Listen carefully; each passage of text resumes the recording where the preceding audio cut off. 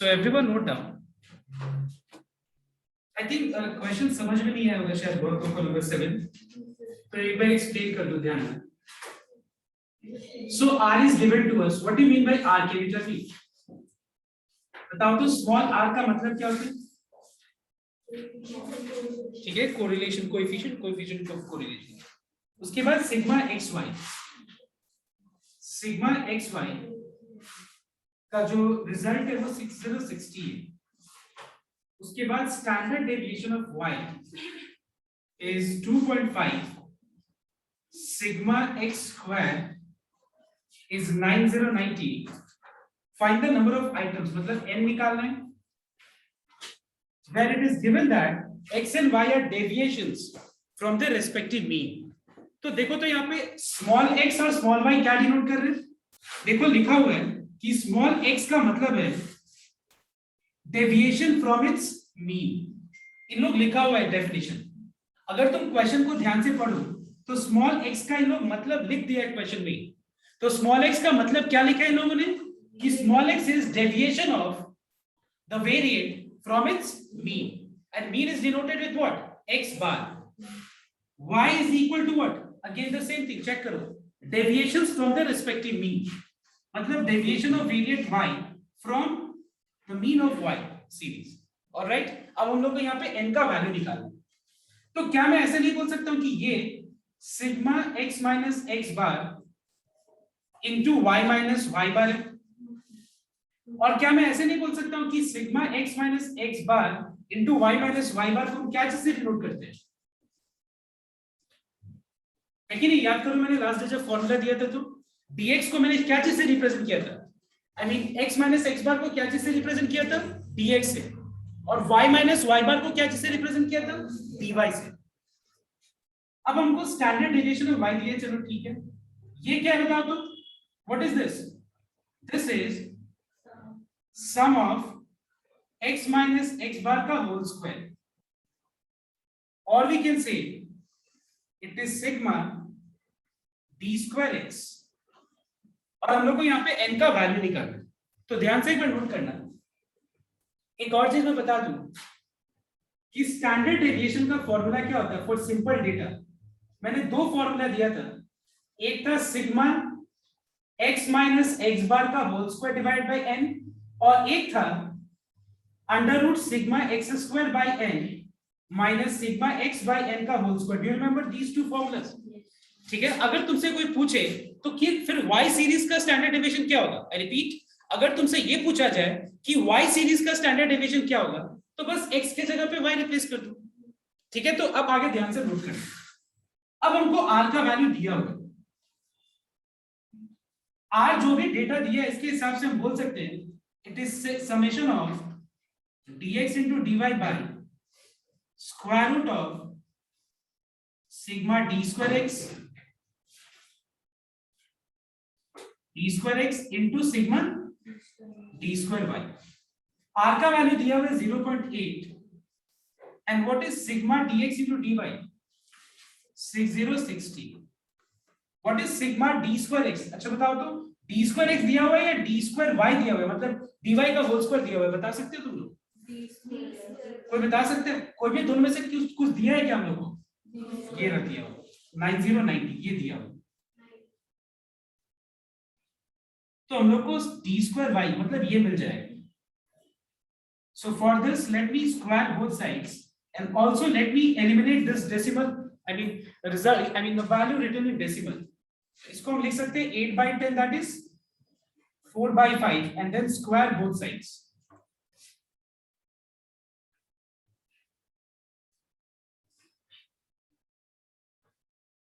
All right everyone.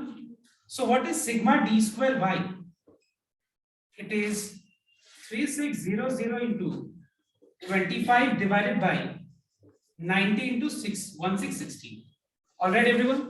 Please do use calculator and tell me what is the answer of this. अगर fraction में I mean fraction में तो जब answer fraction में ही बोलना. Okay, don't answer in decimal. Tell what is answer.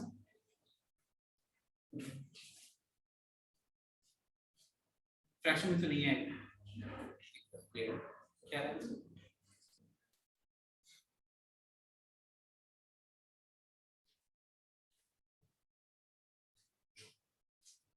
3600 into 25 निकालो divide by two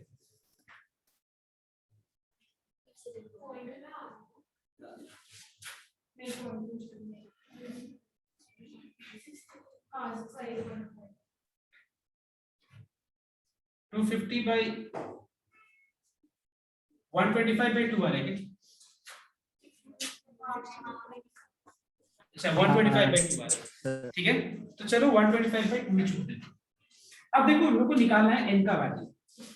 तो अभी तक हम लोगों ने कौन कौन सा चीज को यूज कर चुके हैं? चलिए r का वैल्यू को यूज कर लिए, इस वैल्यू को यूज कर लिए, ये वाले वैल्यू यूज कर लिए हम लोगों ने। अब ये बचा है, देखो ये वाला चीज, देखो इसमें हम लोग को n का रिलेशनशिप भी मिल जाएगा कि नहीं? और ये चीज हम लोग अभी निकाल चुके हैं। देखो क्या मैं बोल सकता हूं कि ये फॉर्मूला को मैं ऐसे बोल सकते हैं, it is sigma d square x by n। और अगर y सीरीज का डेटा होगा तो क्या होगा? अगर y का सीरीज का डेटा होगा तो क्या होगा? Sigma d square y by n। और अब लास्ट डे हम लोग ने स्टैंडर्ड डेविएशन ये सब भी देख लिया, तो ज्यादा प्रॉब्लम तो शायद नहीं हुआ होगा। Now we know that standard deviation of y series is square root of d square y divided by n. What is standard deviation of y? What is standard deviation of y? 2.5. It can be written as 25 by 10, that is 5 by 2, है कि नहीं? 5 by 2 का square कर देते, root भी हटा देते, और सिग्मा d स्क्वायर y क्या है? 125 by 2।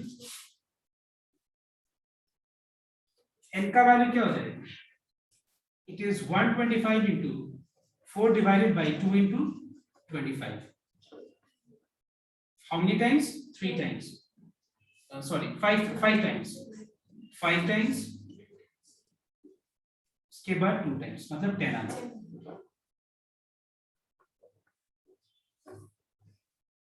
So what is the value of n? It is 10. All right, everyone. Okay, copy it first.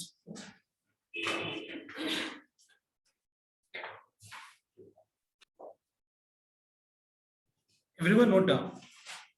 Question number 16. देखो क्या लिखा हुआ है? Number of observation is given and it is 25.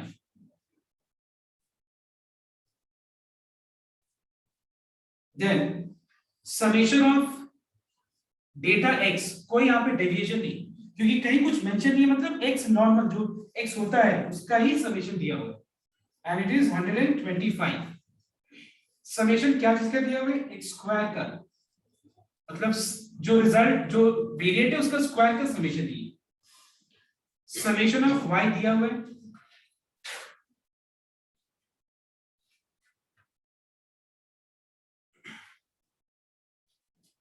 which is 100. Sigma y square दिया हुआ है, which is 460, and x into y का product का समेशन दिया हुआ है 508. अब देखो क्या लिखा हुआ है लेटर, देखो ये किसी ने कैलकुलेट किया. It was however discovered later at the time of checking that he had copied down 2 pairs as 614 866 while the correct of pair was 812 68. मतलब क्या देखना एक बार,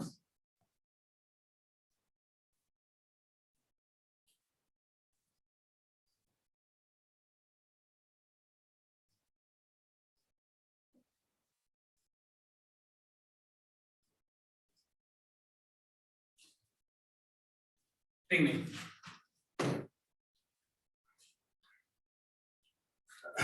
सी, ये जो पेयर था ये गलत था, करेक्ट पेयर क्या था बताओ? तो ये देखो लिखा हुआ है बुक में, क्वेश्चन को एक बार बढ़िया से पढ़ो, तुमको समझ में आ जाएगा कि किसी ने जो जब ये निकाला था ये सारा वैल्यूज, तो there were total how many observation? 1 मतलब पेयर में बात कर रहा हूं, 1 2 इस तरह करके कितना ऑब्जर्वेशन था? 25. बट उसने गलती से क्या किया, 8 और 12 के जगह पे 6 और 14 ले लिया, 8 और 6 की जगह पे 6 और 8 लिया, मतलब इस तरह से कुछ गलती ले किया. गलती क्या था ये, और सही क्या है ये. तो बोला जा रहा है यहाँ पे ये कि फाइंड द करेक्ट ऑब्जर्वेशन और obtain the correct value of correlation coefficient. तो हम क्या करेंगे देखना एक बार. सबसे पहला चीज हम लोग करेक्ट सिग्मा एक्स निकालेंगे. सिग्मा एक्स अगर 125 है, इसमें गलती से क्या चीज इंक्लूड है बताओ तो? ये गलती है, तो इस गलती को यहाँ पे हटा दो क्योंकि ये गलती है इसमें। और सही क्या चीज है, इंक्लूड करना चाहिए था 6 और 8 के जगह पे, मतलब जब मैं x को ऐड कर रहा था ऐसे, ठीक है, तो वहां पे 6 और 8 के जगह पे इंक्लूड क्या करना चाहिए था, 8 एंड 6। बट एक्चुअली जब हम इसको इंक्लूड करके एक्सक्लूड करके इसको इंक्लूड कर रहे हैं तो आंसर वैसे का वैसे ही आ रहा है, मतलब ये चेंज नहीं हो रहा सिग्मा x। उसके बाद sigma x square, it was 650, इसमें गलती से 6 का स्क्वायर और 8 का स्क्वायर इंक्लूड किया गया, लेकिन मुझे इसको इंक्लूड क्या करना चाहिए था, 8 का स्क्वायर एंड 6 का स्क्वायर, लेकिन इससे कोई फायदा नहीं है। The result is 650 itself। Sigma y, इसके अंदर 100 है, सिग्मा y मतलब y का समेशन, तो यहां पे गलती से क्या इंक्लूड हुआ था, 14 और 6 का समेशन, इसको हटा दो। इंक्लूड क्या करना था, 12 और 8 का समेशन, ये सही था, ये गलती था, इसमें हटा दिया और जो सही है वो इंक्लूड कर लिया। लेकिन यहां इसे करके कोई फायदा नहीं हो रहा, 100 का 100 ही रहे। उसके बाद sigma Y square, sigma Y square है 460, इसमें गलती से 12 का स्क्वायर एंड 8 का स्क्वायर इंक्लूड किया गया था, तो हटा दिया मैंने।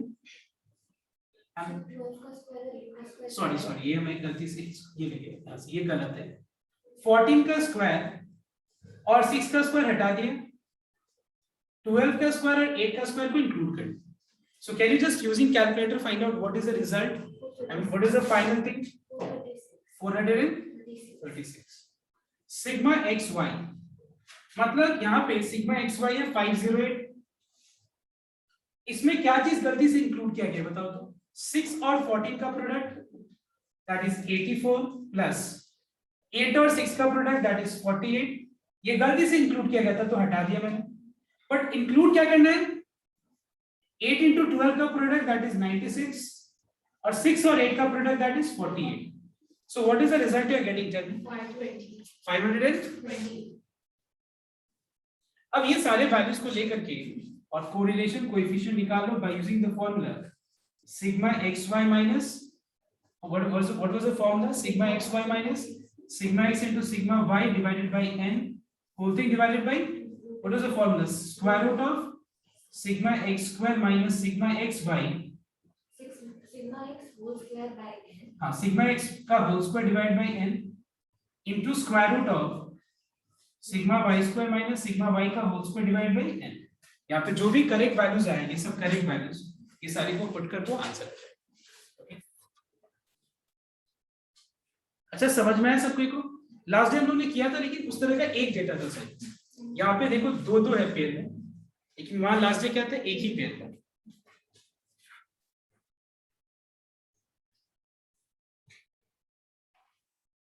So everyone note down question number 5. Exercise 29B का question number 5.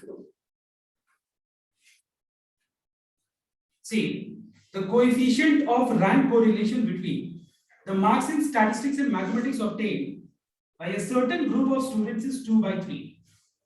मतलब यहाँ पे हम लोग को रैंक कोरिलेशन कोएफिशिएंट, मतलब रैंक जो फॉर्मूला दिया ना, ठीक है, रैंक कोरिलेशन कोएफिशिएंट के फॉर्मूला से हम लोग को ये रैंक मतलब कोरिलेशन कोएफिशिएंट पता है।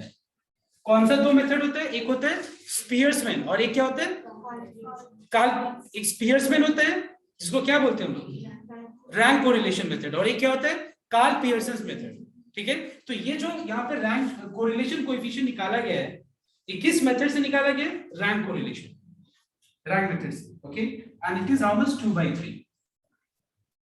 अब देखो उसके बाद क्या लिखा हुआ है, and the sum of the squares of the differences in ranks, समझ में ये दिया हुआ is 55. Find the number of students in the group, n निकालो। Now we know that R is given by 1 minus 6 times sigma d square divided by how much, n into n square minus 1. r का value क्या है 2/3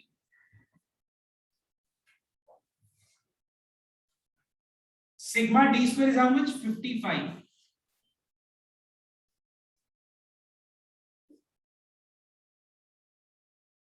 let us bring this on the left hand side what is 6 into 55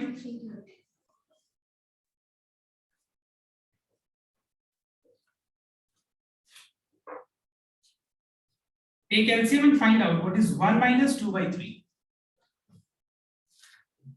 if you take LCM you'll get 1/3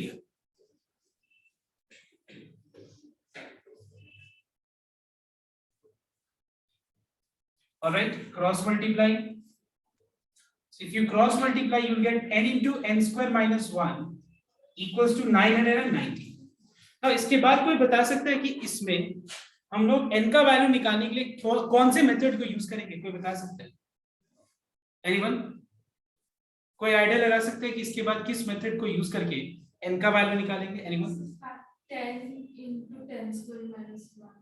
sir 990 factorise कर लीजिए।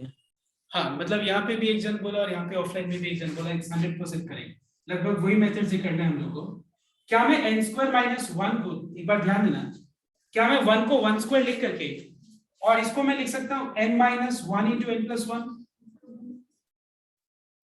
देखो यहाँ पे अगर multiply करके सोचेंगे करने का ना बहुत कॉम्प्लेक्स हो जाएगा तो यहाँ पे मैंने फैक्टराइज कर दिया अब एक बात बताओ इस फैक्टर्स को एक ऑर्डर में अरेंज करूं मतलब या तो डिसेंडिंग ऑर्डर में या फिर असेंडिंग ऑर्डर में तो अगर मैं इसको असेंडिंग ऑर्डर में अरेंज करूं तो पहले कौन सा है पहले असेंडिंग मतलब छोटा से बड़ा सॉरी चलो डिसेंडिंग में अरेंज करते हैं बड़ा से छोटा पहले कौन सा आएगा उसके बाद are you understanding my point everyone समझ में सबको हम मैंने क्या बोला इसको डिसेंडिंग ऑर्डर में अरेंज करने का 1 2 और 3 फैक्टर्स को किस फॉर्म में अरेंज करना है डिसेंडिंग ऑर्डर में डिसेंडिंग मतलब greater to smaller higher to lower तो बड़ा फैक्टर n+1 है उसके बाद n उसके बाद n-1 अब 990 को भी फैक्टराइज करो और इसको 3 नंबर्स के प्रोडक्ट में कन्वर्ट करो कि उसका रिजल्ट 990 हो और किस ऑर्डर में रखना है डिसेंडिंग ऑर्डर में तो क्लियरली मुझे दिख रहा है ये 11 990 जो 990 तो क्लियरली दिख रहा है हम लोगों की इसको हम लिख सकते हैं 11 उसके बाद और अगर हम कंपेयर करें by comparing we get n+1 equals to 11 if n+1 is 11 what is the value of n it's 10 अगर हम इसको भी इक्वलाइज करें कॉरेस्पॉन्डिंग फैक्टर से तो n का वैल्यू 10 इसको भी इक्वलाइज करें 9 से तो भी 10 ही आए ठीक है कॉपी करो फिर एग्जाम के लिए बहुत इंपॉर्टेंट समय है